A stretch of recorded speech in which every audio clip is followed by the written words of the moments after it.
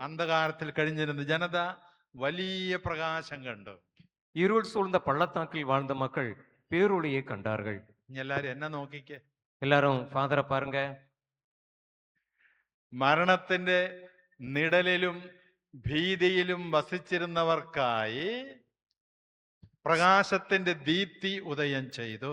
சாவின் நிழல் சூழ்ந்துள்ள நாட்டில் குடியிருப்போர் மேல் சுடரொளி உதித்துள்ளது. ഹല്ലേലൂയ, ஹல்லேலூயா, ഹല്ലേലൂയ. ஹல்லேலூயா. നഫ്താലി, സെബുലൂൻ, ഗലീലി ഈ പ്രദേശങ്ങള് செபுலோன், நப்தலி, கலிலேயா ஆகிய பகுதிகள் ഇത് അന്ധകാരത്തിന്റെ പ്രദേശങ്ങളാണ്. இவைகளெல்லாம் இருள் சூழ்ந்த பகுதிகள். காரணம் അത് വിജാതീയ സ്ഥലങ്ങളാണ്. அது பிற இனத்தவர்கள் வாழக்கூடிய இடம். അവർക്ക് ദൈവം ആരെന്ന് അറിയത്തില്ല. அவர்களுக்கு கடவுள் யாரென்றே தெரியாது. അപ്പൊ കടവുൾ ആരെന്ന് தெரியாതെ ഇരിക്കുന്നവരെല്ലാം അന്ധകാരത്തിലാണ്. அப்ப கடவுள் யாரென்று தெரியாதவர்கள் எல்லாம் இருளில் வாழ்ந்து கொண்டு இருக்கிறார்கள். അപ്പൊ എന്ത് സംഭവിക്കും? அப்ப என்ன நடக்கும்? അവർക്ക് മരണത്തെ കുറിച്ച് ഭയം ഉണ്ടാകും. அவங்களுக்கு மரணத்தை குறித்த பயம் இருக்கும். ആ ഭയത്തെ കുറിച്ചാണ് വേദപുസ്തകം നമ്മെ പഠിപ്പിക്കുന്നത്. அந்த பயத்தை குறித்து தான் பைபிள் நமக்கு சொல்லி தருகிறது. ഞാൻ മലയാളം പറയുമ്പോ നിങ്ങൾക്ക് മനസ്സിലാകുന്നുണ്ടോ? ஃபாதர் மலையாளம் சொல்லும்போது உங்களுக்கு புரியுதா? നിങ്ങളൊന്ന് ശ്രദ്ധിച്ചിരുന്നേ. கொஞ்சம் கவனமா இருங்க. മലയാളം വന്നത് തമിഴ് ഭാഷയിൽ നിന്നാണ്. தமிழ்ல இருந்துதான் மலையாளமே வந்தது. മലയാളത്തിന്റെ അമ്മ ഭാഷയാണ് തമിഴ്. மலையாளத்தினுடைய தாய்மொழி தமிழ் தான். Hallelujah, hallelujah, hallelujah, hallelujah. അപ്പൊ മരണത്തിന് നിഴൽ വീണ ജീവിതങ്ങൾ ഒത്തിരി ഉണ്ട്. அப்ப மரணத்தின் இருள் சூழ்ந்த வாழ்க்கை அநேகம் உண்டு. മനുഷ്യന്റെ ഏറ്റവും വലിയ ഭയം, மனுஷனுடைய மிகப்பெரிய பயம் മരണഭയമാണ്. மரண பயம்தான். 100 വയസ്സുള്ള ഒരു ആളോട് ഡോക്ടർ പറയാണ് ഇയാള് മരിക്കാറായെന്ന് പറഞ്ഞാൽ ஒரு 100 வயசு இருக்கக்கூடிய ஒரு ஆள்கிட்ட டாக்டர் நீங்க சாக போறீங்க அப்படின்னு சொல்லிட்டார், അവർക്ക് ഭയമാകും. உடனே பயமாயிரும். കാരണം നമ്മൾ ആരും മരിക്കാൻ ഇഷ്ടപ്പെടുന്നില്ല. காரணம் நாம யாருமே சாகிறதுக்கு விரும்ப மாட்டோம். കുറച്ചുകൂടെ നാളെ ജീവിച്ചിരിക്കാം, கொஞ்ச நாள் கூட வாழலாம். അതെല്ലാ മനുഷ്യന്റെ ആഗ്രഹമാണ്. எல்லா மனுஷனுடைய ஆசையும் இதுதான். ഹല്ലേലൂയ, ஹல்லேலூயா, ഹല്ലേലൂയ. ஹல்லேலூயா. ഇത് ഈ മരണത്തിന്റെ നിഴൽ വീണ ഒത്തിരി ജീവിതങ്ങൾ നമ്മുടെ ഇടയിലുണ്ട്. இந்த மரணத்தின் நிழல் வீழ்ந்த அநேக வாழ்க்கை நம்முடைய மக்கள் மத்தியிலும் இருக்கிறது. നമ്മുടെ കുടുംബങ്ങളിലുണ്ട്. நம்முடைய குடும்பங்களில் இருக்கிறது. മരണത്തിന്റെ അരൂപി ബാധിച്ച കുടുംബങ്ങളുണ്ട്. மரணத்தின் தீயாவி பாதித்த குடும்பங்கள் உண்டு. അടിക്കടി രോഗികളായി മാറുക, அடிக்கடி நோயாளிகளாக மாறுவது. അപ്പൻ ഷുഗർ രോഗം, அப்பாவுடைய சுகர் நோய், മകന് ഷുഗർ രോഗം, மகனுக்கு சுகர் நோய், മകന്റെ മകന് ഷുഗർ, மகனுடைய மகனுக்கும் சுகர், അമ്മയ്ക്ക് ക്യാൻസർ, அம்மாவுக்கு கேன்சர், മകൾക്ക് ക്യാൻസർ, மகளுக்கு கேன்சர், മകളുടെ മകൾക്ക് ക്യാൻസർ. மகளுடைய மகளுக்கும் கேன்சர். മരണത്തിന് നിഴൽ വീണ കുടുംബങ്ങളുണ്ട്. மரணத்தின் நிழல் வீழ்ந்த குடும்பங்கள் உண்டு. തലമുറകളായി മരണത്തിന് നിഴൽ വീണ ജീവിതങ്ങളുണ്ട്. தலைமுறைகளாக மரணத்தின் நிழல் வீழ்ந்த வாழ்க்கையும் உண்டு. ചിലർക്ക് രോഗങ്ങളാകാം, சிலருக்கு நோய்களாக இருக்கலாம், ചിലർക്ക് കടബാധ്യതകളാകാം, சிலருக்கு கடன் பிரச்சனையாக இருக்கலாம், ചിലർക്ക് പൈശാചിക പീഡകളാകാം, சிலருக்கு பிசாசினுடைய கட்டுக்களாக இருக்கலாம், അന്ധകാര ശക്തികളാകാം, அந்தகார சக்திகளாக இருக்கலாம். ചിലര് മന്ത്രവാദം, കൂടോത്രം ഇതിലൊക്കെ പോയിട്ട് പീഡകൾ ഏറ്റുവാങ്ങി ജീവിക്കുന്നവരുണ്ട്. சிலர் மந்திரவாதங்கள் பில்லிசூனியத்திற்கெல்லாம் சென்று அதன் வழியாக கட்டுக்களோடு வாழ்ந்து கொண்டு இருப்பவர்களும் உண்டு. ഒരിക്കൽ ஒரு முறை ഒരു പ്രാർത്ഥനാ സഹോദരൻ അച്ഛനെ ഒരു വീട്ടിൽ പ്രാർത്ഥിക്കാൻ കൊണ്ടുപോയി. ஒரு ஜெப குழுவை சேர்ந்தவர் ஜெபிப்பதற்காக ஃபாதரை ஒரு வீட்டுக்கு கூட்டி சென்றார். അപ്പൻ, അമ്മ, 3 പെമ്മക്കള്. அப்பாவும் அம்மாவும் 3 பெண் பிள்ளைகள். 3 പെമ്മക്കളും ബെഡ് റിഡൺ ആണ്, കട്ടിലെ കിടക്കുന്ന കിടപ്പ് രോഗികളാണ്. 3 பெண் பிள்ளைகளும் படுத்த படுக்கையாக இருக்கக்கூடிய படுக்கை நோயாளிகள். അപ്പനും അമ്മയ്ക്കും രോഗമില്ല. அப்பாவுக்கும் அம்மாவுக்கும் நோய் கிடையாது. ഈ അടുത്ത നാളിലാണ് ഈ 3 പെമ്മക്കളും കിടപ്പ് രോഗികളായി മാറിയത്. இந்த சமீப நாட்கள்ல தான் அந்த 3 பெண் பிள்ளைகளும் படுக்கை நோயாளிகளாக மாறினார்கள். മൂത്ത മകൾ 24 വയസ്സ്, மூத்த மகளுக்கு 24 வயசு, രണ്ടാമത്തെ മകൾ 18 വയസ്സ്, இரண்டாவது மகளுக்கு 18 வயசு, മൂന്നാമത്തെ മകൾ 14 വയസ്സ്. மூணாவது மகளுக்கு 14 வயசு. ഞാൻ ആ വീട്ടിൽ ചെന്നു. நான் அந்த வீட்டுக்கு போனேன். ഞാൻ പ്രാർത്ഥന ആരംഭിച്ചു. நான் ஜெபிக்க ஆரம்பித்தேன். എനിക്ക് മനസ്സിലായി எனக்கு புரிந்தது, ഇത് മരണത്തിന്റെ നിഴൽ വീണ ഒരു കുടുംബമാണ്. இது மரணத்தின் நிழல் வீழ்ந்த ஒரு குடும்பம். അപ്പൊ ഞാൻ പറഞ്ഞു, அப்ப நான் சொன்னேன், നമുക്കിവിടെ ഒരു പ്രത്യേക പ്രാർത്ഥന ചൊല്ലാം. நாம ஒரு சிறப்பான ஒரு ஜெபம் ஒன்று சொல்லலாம். ഞാൻ ആ അപ്പനെ അമ്മയും വിളിച്ചു, அந்த அப்பாவையும் அம்மாவையும் கூப்பிட்டேன். തന്റെ കൂടെയുള്ള പ്രാർത്ഥനക്കാരനെയും വിളിച്ചു. கூடத்தில் இருக்கக்கூடிய அந்த ஜெபக்குழுவை சேர்ந்தவரையும் கூப்பிட்டேன். ആ വീട്ടിലെ പ്രാർത്ഥനാ മുറിയിൽ വന്നു அந்த வீட்டில் இருக்கக்கூடிய ஜெப அறைக்கு சென்று 1 മണിക്കൂർ നേരം ദൈവത്തെ സ്തുതിച്ചങ്ങോട്ട് ஒரு மணி நேரம் கடவுளை நாங்க துதிச்சோம். അവരെ കൊണ്ട് സ്തുതിപ്പിച്ചു. அவங்களையும் துதிக்க வச்சோம். സ്തുതിപ്പിച്ചപ്പോൾ அப்படி துதிக்க வச்சப்போ അത്ഭുതം സംഭവിച്ചു. அற்புதம் நடந்தது. മൂത്ത മകൾ എഴുന്നേറ്റിരുന്നു. மூத்த மகள் எழுந்து உட்கார்ந்தாள். 8 മാസമായ മകൾ എഴുന്നേറ്റിരുന്നിട്ട് அவ எழுந்து உட்கார்ந்து 8 மாதம் ஆகிறது. അവൾക്ക് ടോയ്ലറ്റിൽ പോകാൻ സാധിക്കുമായിരുന്നില്ല. அவளால டாய்லெட்டுக்கு போக முடியாது. അവൾ ബെഡിലാണ് ടോയ്ലറ്റ് പോയിക്കൊണ്ടിരുന്നത്. பெட்ல தான் அவ டாய்லெட்டுக்கு போயிட்டு இருந்தா. ആ മകൾ എഴുന്നേറ്റു. அந்த மக எழுந்திருச்சா. അപ്പൊ എനിക്ക് മനസ്സിലായി, அப்ப எனக்கு புரிந்து போனது, എനിക്ക് കിട്ടിയ മെസ്സേജ് ആണ്, எனக்கு கிடைத்த ஒரு வெளிப்பாடுதான். ആ വീട്ടിൽ ദൈവസ്തുതികൾ ഉണ്ടായിരുന്നില്ല. அந்த வீட்டிலே கடவுளை அவர்கள் துதிக்கவே இல்லை. അവര് പ്രാർത്ഥിക്കും, அவங்க ஜெபிப்பாங்க, പക്ഷെ ദൈവ ആരാധനയോ ദൈവസ്തുതികളോ ഇല്ല. ஆனால் கடவுளை ஆராதிப்பதோ கடவுளை துதிப்பதோ கிடையாது. ഞാൻ പറഞ്ഞു, நான் சொன்னேன், ഈ വീട്ടിൽ ദൈവസ്തുതികൾ കുറവുണ്ട്. இந்த வீட்டுல கடவுளை குறித்த துதி குறைவு இருக்கு. നിരന്തരമായി ദൈവത്തെ മഹത്വപ്പെടുത്തിക്കൊണ്ടിരിക്കുക. நிரந்தரமாக கடவுளை மகிமைப்படுத்தி கொண்டே இருங்கள். ആ പ്രാർത്ഥനക്കാരൻ എല്ലാ ദിവസവും വരും.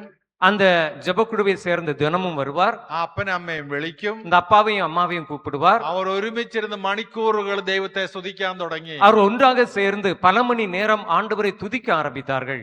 30 ദിവസം കഴിഞ്ഞപ്പോ 30 நாட்கள் ஆன போது ആ കിടപ്പ് രോഗികളായ 3 മക്കൾ എഴുന്നേറ്റു. படுக்கை நோயாளிகளான 3 பிள்ளைகளும் எழுந்திருத்தார்கள். ഹല്ലേലൂയ, ஹல்லேலூயா, ഹല്ലേലൂയ, ஹல்லேலூயா, ഹല്ലേലൂയ. ஹல்லேலூயா. ഞാനിത് നിങ്ങളുമായി പങ്കുവെക്കുന്നത്, நான் உங்களோடு கூட பகிர்ந்து கொள்வது, മരണത്തിന്റെ നിഴൽ വീണ ഒത്തിരി ജീവിതങ്ങൾ നമ്മുടെ ഇടയിലുണ്ട്. மரணத்தின் நிழல் வீழ்ந்த அநேகருடைய வாழ்க்கை நம்மத்திலும் இருக்கிறது. ചിലര് ആ അരൂപിയെ വിളിച്ചു വരുത്തുന്ന വ്യക്തികളുണ്ട്. சிலர்லாம் இந்த ஆவியை அவர்களை அழைத்து கொண்டவர்களும் உண்டு. എനിക്ക് മരിക്കണം, நான் சாகணும், ഇപ്പൊ മരിക്കണം, இப்ப சாகணும், ഒന്ന് മരിച്ചാ മതിയായിരുന്നു, ஐயோ செத்தாலே போதும், எனக்கு ഒന്ന് ട്രെയിൻ അടിച്ച് മരിക്കാം. ட்ரெயின்ல விழுந்து சாகலாம். ഒരിക്കലേ ഒരു യുവാവ് ഇതുപോലെ കടബാധ്യത വന്നിട്ട് മരിക്കാൻ തയ്യാറെടുത്തു.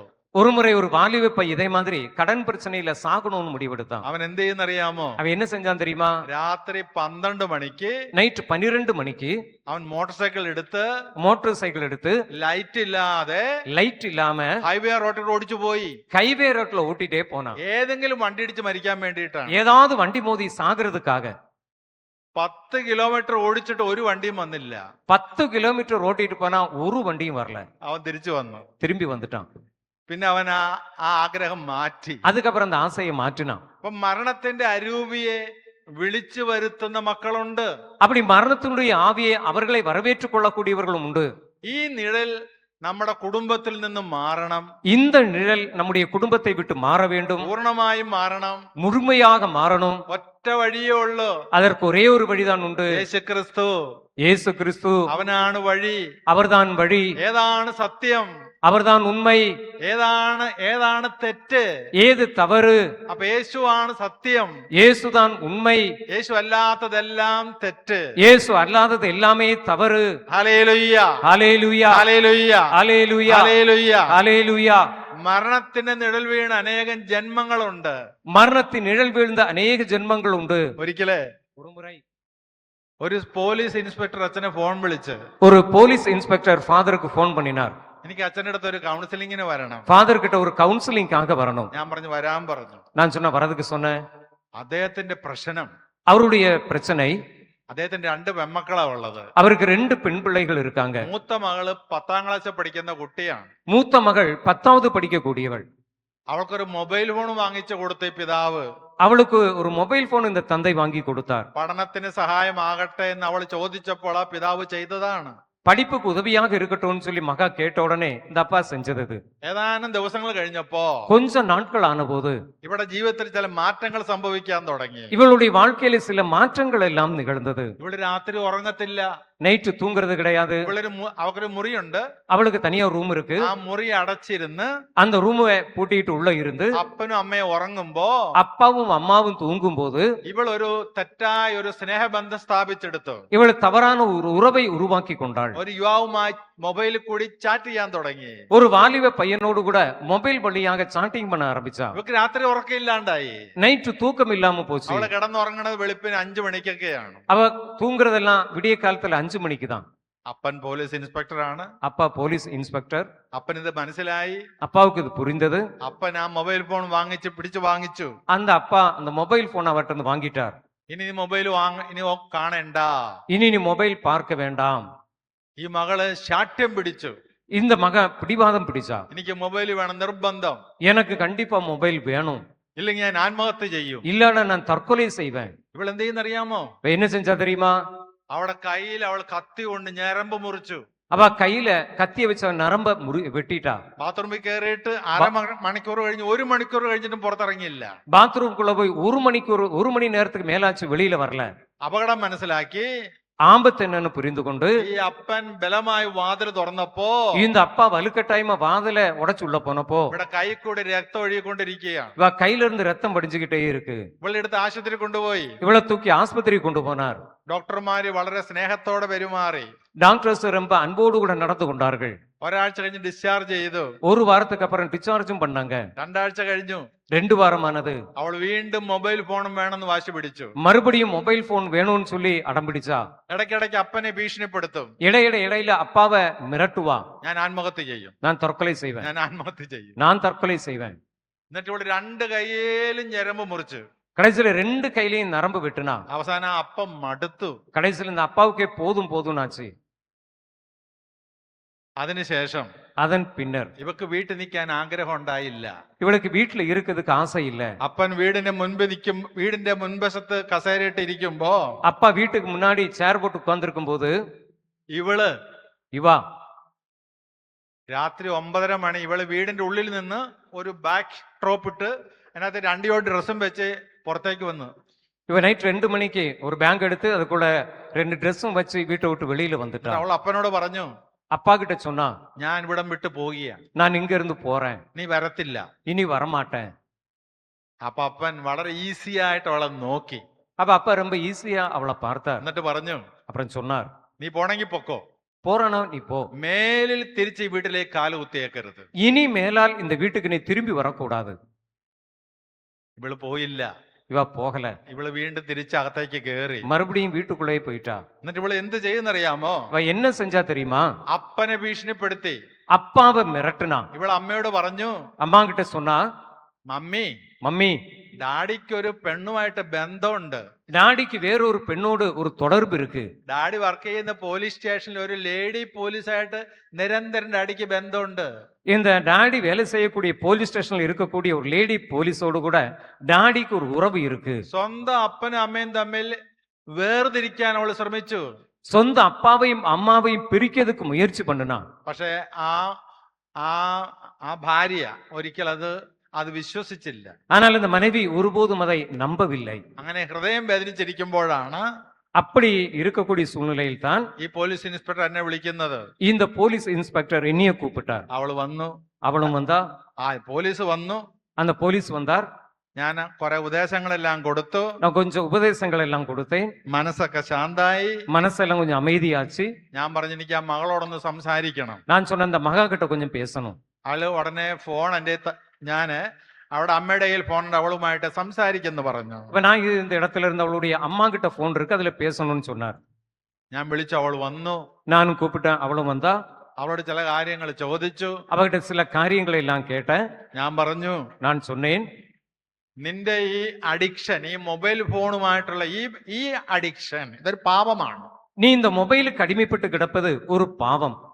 നീ അതിൽ നിന്ന് പൂർണ്ണമായിട്ട് മാറണം. நீ அதை விட்டு முழுமையாக மாறணும்.